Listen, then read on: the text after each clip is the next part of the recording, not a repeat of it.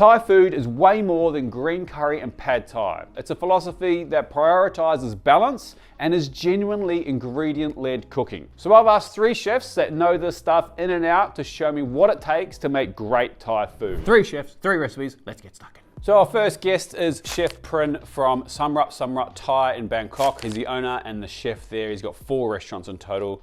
The restaurant is a Michelin star, and I had the pleasure of eating there at the end of last year. It was absolutely delicious. Chef, I would love for you to tell me and run me through a dish that I can cook today. You know, like a stir-fry beef with holy basil. Yeah. The Thai food, like a lot of cuisines, isn't just one thing. It took influence from a lot of different food cultures. So while Thai food to a lot of people is one thing, it most definitely is not one thing in Thailand. It definitely shares ingredients and it shares a flavor profile. You will find the same base ingredients of shallot, garlic, chili, coriander root, and fish sauce. From there, it can go a lot of different ways. Okay, I'm gonna start pounding. And you do like a curry paste. You have garlic, shallot, chili, a lot of chili, pepper. In Thailand, you have like one root they call dry ginger, but it's not ginger. What about some other influences from Thai food? It's Thai because Laos, Cambodia, and Vietnam, we are the same land before. And Burma, that's what I said, because I don't say like I cook Thai food now. Yeah, right. I cook the people food. I find food history and immigration fascinating. You think about like Japanese curry. It's, you know, obviously has its roots in India, but it's come through England to get to Japan. Like a tempura too. Tempura is from Portugal. Yeah. You cannot talk about that food from. It's food from the people. You can put everything in one dish. One from Thai, one from Japan, one technique from France, and everywhere. You mix the pets with the beef, heat the wok until very hot. Yep. Don't add the oil. I hate that oil. Okay. The no oil is kind of wild, but I kind of like it and I get it. There'll be enough fat in this mince that'll render out. And as long as that's hot enough, it should be fine. I will say though, if you don't have a wok burner at home, it's probably wise to use a little bit of oil at least. Let's get this thing hot. You put the mixer in the hot wok and you stir until it like a cook. And then you add a little bit sugar to make it round. Don't put too much. Yep. And then sauce, pepper powder, keep stir until everything absorbs and dry. What do you think people get wrong when they're trying to cook Thai food at home? The home cook, I don't know. It's not wrong. Okay. It's about learn. It's about learn and experience. Respect him, David Thompson. Yeah, very good Thai chef. Yeah. At the beginning, you think you're wrong because you're a foreigner to cook Thai food. But he very deeply do a lot of research, make a cookbook. He taught me his way to cook Thai food. I learned from him. For experience and play, do whatever you want. After that, you have a whiskey. Pour and make a flame. But if you want to do more, then you can make a jungle curry. You add water. Right. So you make the pad kaprao the same, but then you add water and you're making jungle curry. You add eggplant, pea eggplant, add more chili, couple lamb leaves. Yep. You make jungle curry. Beautiful. Every time I've cooked with a Thai person or watched them cook, what I love about this cuisine is the adaptability. You know, when I was chatting to Prin, he was talking about pad kaprao, a dish that I know really well and absolutely love. But I had no idea that when you add like a broth or some water, you turn it into jungle curry, another dish that I really, really love. I also had no idea that some jungle curries have coconut milk in them. You can add coconut cream into the jungle curry too. Yeah, wow. All right, let's have a taste. I love that you can turn, you know, some ground meat of any kind into a meal that's going to feed a lot of people. It's delicious. It's spicy. It's full of flavor. It's got a lovely balance of sweetness, sourness, saltiness. It's incredible. One of the things I love the most about Thai food is the fact that they often never just have one dish on the table. And you can kind of balance out what you're eating by choosing what you want to eat. So if you've got something like this, which is really spicy, you can then eat some, you know, papaya salad or something to try and cool your mouth off a bit. But I'd also happily just eat a bowl of this on a Wednesday night after work. Thanks, Chef. That's delicious. Next up, we've got Adam, who runs a restaurant in the Sunshine Coast called Similagang with his wife, Ying. Similagang is no joke, one of the best Thai restaurants in Australia, and it's in a sleepy surf town in southeast Queensland. It's fantastic. What those guys do there is phenomenal. I absolutely love it. I'm going to hit you with Miang Pla Pao. It's an inaccessible dish that's doable. Try in Australia, get like a snapper, leave the scales on, lemongrass, kaffir, a bit of pandan, make a bunch, turn it up, twist it, stuff it in the cavity. So my impression of royal Thai food compared to what I've eaten in Thai homes and in Thai restaurants feels very one way of doing things, very much like French classical cooking in that way that it's like, this is how this is made. 100%. Let's take a mother as inspiration. You know, she in the kitchen, she's swinging her arms around, grabbing whatever she likes, throwing it in, adjusting the flavor as they go along. Royal Thai food is very set in stone. People don't want to alter that recipe. They try to take it and do it as authentic as possible. Get yourself cooking salt, not table salt. A little bit coarse if you can. If it's fine, it's not the end of the world. You're going to mix a little bit of flour with the salt. So like 4 parts salt, 1 part flour. Try and rub it like up the fish into the scales. So you're kind of like roughing up the scales a little bit so they're not all like flat. It's kind of genius to use the scales to hold the salt on there. To keep the salt on there so you can still grill it. Okay, to the grill. That way when it's cooked and you got your nice char marks and you tear it, you can actually tear like a hole in one big piece. Most Thais will tell you that the skin, it can't be eaten because of the scales and whatnot, but I can tell you from fact that a lot of Westerners will sit there and it's like pork crackling, right? They'll sit there and they'll suck on it, you know? So the miang, this is where the miang comes into it. So Thais would normally eat with like a very rustic style nam jim. So, you know, pumped sugar fish sauce, lime juice, chili, coriander root, crushed peanut into the nam jim. You can do it in a blender if you like, but if you pound it or do it in a blender, I would leave it quite coarse, quite like rustic-ish. Whoa.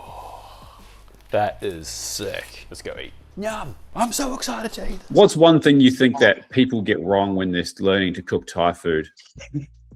Using soy sauce. You can't substitute soy for fish. Don't get me wrong, Thais do use soy.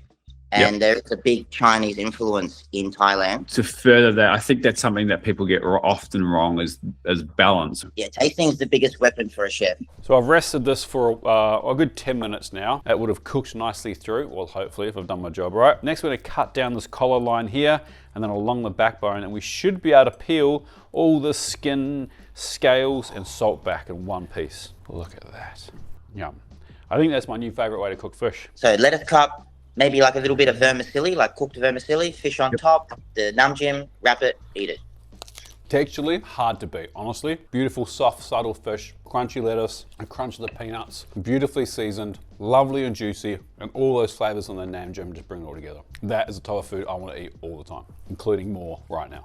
Thank you, Chef. That was absolutely delicious and something I'm going to cook many more times to come. But next up, we have my mate, Nat. Nat won Australian MasterChef a couple of years ago and since then has been on a rampage cooking in restaurants and doing pop-ups all around the world. She also has a fantastic cookbook called Thai by Nat Tappen. Nat, thanks for coming in. Thanks for having me. What are you going to show us? I'm going to show us how to make a larb. Cool. But not the usual like larb that you get at restaurants. Okay. Am I going to keep talking? All right, so the key to any larb is the roasted rice. And it's one that a lot of people don't do. It's really easy. Put in this rice. All right. Dry wok? Dry wok. And this part is super important. Everyone doesn't seem to roast it far enough. Bit timid? Yeah, a bit timid. You want to get it like toasty. Toasty? Yeah. Cool. Toasty? Toasty? How much? All of it? No, just do like, yeah, stop.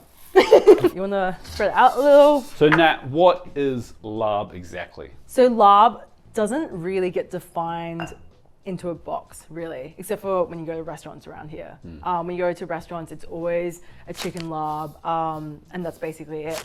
But in Thailand, we have so many variations. So it is essentially a meat salad. We can do it with fruit as well. We also do it with fish, which is really common down south. And then Northeast Thailand, you get so many variations where they put bile in it. They put ants in it. Basically, it keeps going. For people who don't know, what is bile? Okay, I was going to say it's the thing that you're throwing up. Bile is the acid that is contained in your stomach that helps you break down food. Cool. Today I've actually brought in desert limes. Desert limes are a really good way to, I guess, like mimic that flavor. It's got the bitterness and it's acidic as well. Ready? Yep, let's go. Do a little bit of time. It makes it easier. I reckon the best way to do toasted rice is actually like grinding it rather than like Pounding it? Yeah. It's just so much easier and faster. Look at that. Done. So quick. But you can just use a blender as well. Oh, I'm sweating. You've done 30 seconds of work. Oh. Woo. So dramatic. Do you want want me to do that? Yeah, you can do the rest. Some people don't like the grit of this. I love it. Yeah, it's a textural thing, right? Yeah. If you don't love it, don't do it. Yeah. What's next, chef? All right, let's do the chilies. Oh, wait. This part, you kind of need to be like outside. Why? That's fine, because it used to start coughing. Oh, that'd be funny. That particular type of chili too, right? Quite a sharp, hot chili, yeah? Yeah, the flavor profile you get from toasting chilies is insane. Cool. And for the larb, you can just use normal crushed red chilies. Yep. When you toast it, it Better? makes a huge difference. Yeah. So for you, what makes Thai food Thai food? I think I would say for Thai food, it's the art of being able to balance flavors. And a lot of people will say that, you know, a certain dish isn't Thai or isn't authentic. But the reality is that Thailand is made out of so many different cuisines. And I love that about Thai food. I think one thing about Thai food is that you have to really taste as you go. Okay. Again, it's a balancing act. You also shouldn't just take it so seriously. It's like, I think it's the opposite to French food. The one thing that people do is that they kind of try and strip back a little. Yeah, Like right, everything right. they do, like roasting, and it's like they don't take it far enough. Yep. Doing even roasting the curry, Am I taking it far enough? even roasting the curry paste and take it far yeah. enough. And Push the boundaries a bit. yeah, Yeah. don't be scared to burn something Yeah. because bitterness is a profile in yeah. itself. Yeah. How fine? Let me see. No. Oof. Happy? Have a sniff. Oh no, I'm good. All right, that's perfect. You can really tell by the color. All right, so I want to show you a larb that I love making, and I typically make this with kangaroo, but we're gonna Yep. do it with beef today. Okay. Because we're in Australia, beef is great here. Australia. All right, chef. We're going to marinate these. Yeah, I'll slice them. yeah, Do you want to get the marinade ready? I love it. Teamwork. So this marinade, super key to any Thai marinade. Yeah. It's called samglua, which means 3 salts, which is random. It is coriander roots, garlic, and white pepper. Need some oil, and then you need a little bit of some sort of salt element. So we're just gonna use normal salt. Because we're using Wagyu today. Sorry. It's the most Thai mum thing you've ever done. I just put salt in, you're like, and then you go, oh, now it's right. I think when you're also grinding with the mortar and pestle, the salt helps with the grinding process. Yeah. Kind of like when you're crushing the garlic, which everyone knows that. All right, Nat. All right, let's go. Dressing. So let's go with the classic larb, Okay. which is acidic and punchy. So tell us, so you said classic larb. Tell us about the other types of larb. So larb has so many variations. In northern Thailand, there's no acidity whatsoever. Really? But your classic larb, so I'll tell you a secret to all Thai salads. The dressing is always equal parts fish sauce and lime juice, or whatever acid you're using. Okay. Fish sauce, lime juice, and then how much sugar? Yeah, 100%. You happy? Yeah. You just need to add everything else. Yeah. It's salt first, and then the lime comes through and the sweetness at the end. Yeah. Well done, chef. So I had a meal with my friend Mindy in Koh Phangan with her whole family, and what surprised me was the amount of dishes that they had at the table, and the kind of the variety. Is that important, do you think, when you're eating Thai food, to not just have like one thing? You know, Oh yeah. Yeah. When I said that Thai food's all about the balancing act of flavors, Yeah. it kind of applies on the table. Never thought about that. Oh, I just told you before. dude, play along. So it's really hard when people are like, what's your favorite dish? Because like you can't just pick one Yeah. out of my cookbook. It's always like, you gotta have the papaya salad with this, with that. Yeah. Yeah, cool. I like the subtle cookbook plug too. Hold on. I just want to use this. No. No. Sorry. Wowzers. I feel like that's what my brain looks like. This is what my brain looks like. Okay, so we've got our diced beef. So let's add in all the different elements. So we've got shallots. Yep. Spring onion. Yep. Mint, Spring onion greens. coriander, and then, yeah, let's go finger lime. Let's chuck in some desert limes Oh, we chef. for the taste of bile. My general rule is that I just cover the surface area before I mix it. Okay. But chili, I'd put around that much for this size. Obviously, it depends on how good you are with heat. Okay. Dressing, I won't put it all in because you don't want it too wet. Okay. Still quite a lot. Still quite heavily dressed, right? Yeah. Comparison to like 100%. French food or something. So in Thailand, I feel like we go so hard with every single flavor, even like herbs as well. Yeah. And people just don't really dress it enough. Yeah. You really want it to be juicy. Yeah. Ooh, fudgicles, that is hot. Give it a little taste. Whoa. Whoa. This is spicy. Yeah, it's spicy. Wow. That is good. Plate it up. Yep. Just nice organic plating. Yeah, do whatever you want. Do whatever you want. So with the larb, you can serve it with so many different things. You have like a wedge of lettuce, even cabbage as well, or even snake beans. And sometimes you wrap it with bitter leaf. You can use rice crackers, you can use potato crisps. What I started doing at pop-ups is actually just doing some noodles. Noodles are fun. They're a really great way to like add a crisp element all through your dish. So this is just vermicelli noodles that are fried in peanut oil for like 30 seconds? Yeah, and like the more you agitate the oil, the puffier it will get as well. That's really important. All right, I want to eat. Yeah, amazing. Can you give it a crack? All right. It's like salty first, then sweet, and then the spice right at the end. It just kicks your ass. Woo! It's so spicy. It's so spicy. Obviously, you don't have to make lard with spicy. No, and we could use that same theory with like cooked chicken mince or cooked beef pork mince or cooked fish. Well, legends, thank you so much for watching. I hope you've taken something from this, that Thai food isn't just making a mess, pad Thai or green curry. There's a world of things, and a huge thank you to Adam, Prin, and yourself, Nat, for helping me out this video. Like this video if you take anything from it, subscribe if you're not, and I'm about to go and wash my mouth out because that's really spicy.